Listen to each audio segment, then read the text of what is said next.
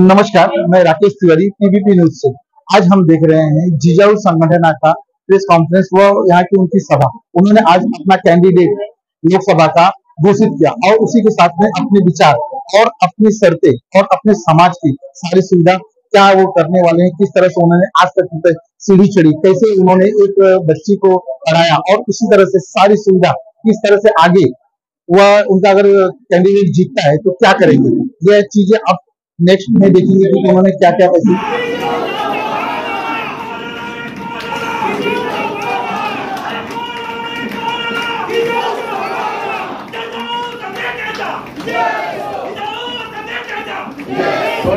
घोषणा द्यायच्या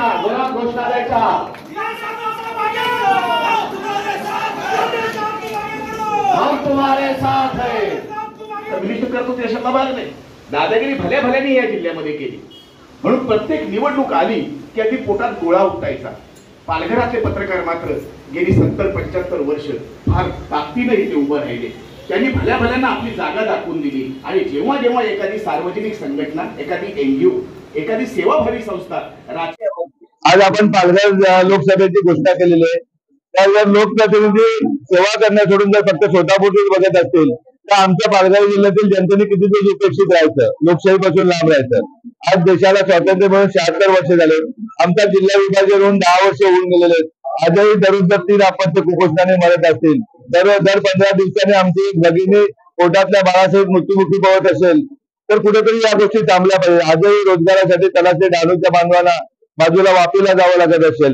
कुठल्याही जिल्ह्यामध्ये रुग्णालय नसल्याने सेलवास, वापी किंवा मुंबईच्या महागड्या रुग्णालयामध्ये जर आमच्या बांधवांना जायला लागत असेल तर या व्यवस्था आणण्यासाठी इथला लोकप्रतिनिधी पहिल्यांदा बदलला पाहिजे आणि जो उद्या भ्रष्टाचार सोडून फक्त आणि फक्त समाजाची सेवा करणारा, ज्याप्रमाणे बाबासाहेब आंबेडकरांनी घटनेमध्ये लिहिलं होतं त्या लोकशाहीतील लोकप्रतिनिधी सेवा करणार आहेत, त्या दृष्टीने लोकप्रतिनिधी निवडून देण्यासाठी कल्पेश भावर हे आमच्या उमेदवाराचं नाव आज जाहीर केलेलं आहे. वर्षनामा म्हणजे पहिल्यांदा 15 वर्षात केलेलं भरीव काम. एक चांगले 130 खाटाचं रुग्णालय आहे, 45 स्पर्धा परीक्षा वाचनालय, 33 पोलीस अकॅडमी आहेत, 18 रुग्णवाहिका आहेत आणि जी दिवस रात्र समाजाची सेवा सुरू आहे.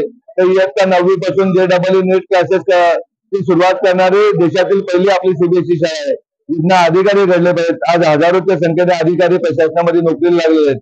प्रशासनाला बदलण्यासाठी आपण आपले नवीन अधिकारी तयार केले पाहिजेत. आपली मुलं कुपोषण थांबवण्यासाठी डॉक्टर झाले पाहिजेत.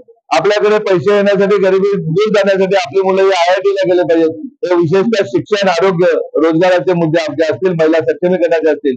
या महिला सक्षमीकरणाच्या नावाखाली लाखो महिलांना जिजाऊच्या मार्फत शिवण क्लासेस, ब्युटी पार्लर क्लासेस, जेवण बनवण्याचे क्लासेस, मेहंदी क्लासेस, अगदी घरगुती बनवणारे प्रसाद हे असतात, महिलांचे लागणारे अलंकार असतात, शॅम्पू असतात, साबण असतात, हे बनवण्याचे कोर्सेस दिले जातात, रिक्षा चालवण्यात असतात.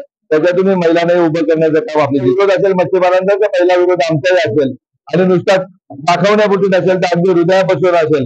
ज्याप्रमाणे देवेंद्र धरणाच्या बाबत आदिवासी बांधवांबरोबर आम्ही आहोत, तर अगदी हायकोर्ट, भिवंडी कोर्ट, ठाणा कोर्ट, माननीय राष्ट्रपती महोदय, माननीय आदिवासी विकास आयोग या सर्वांकडे जसं आम्ही तक्रारी करतो त्या केसेस दाखल केले आहेत, त्याप्रमाणे वाढवणमध्ये जर नागरिकांचा स्थानिकांचा विरोध असेल तर आम्ही त्यांच्याकडून पक्षांचे किती रुग्णालय आहेत, किती शाळा आहेत, या सगळ्या गोष्टी बघायत आणि सर्वच पक्षांचे कार्यकर्ते आमच्या बरोबर आहेत.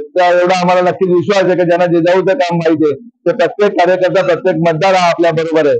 आम्ही बोलतोय काल भिवंडीचे सांगितलं, आजही सांगतो, ज्याला हृदय आहे आणि ज्याने जिजाऊ बघितली, जिजाऊची माहिती, तो प्रत्येक मतदार आपल्या बरोबर. त्याच्यामुळे आम्हाला आव्हान काहीच नाही.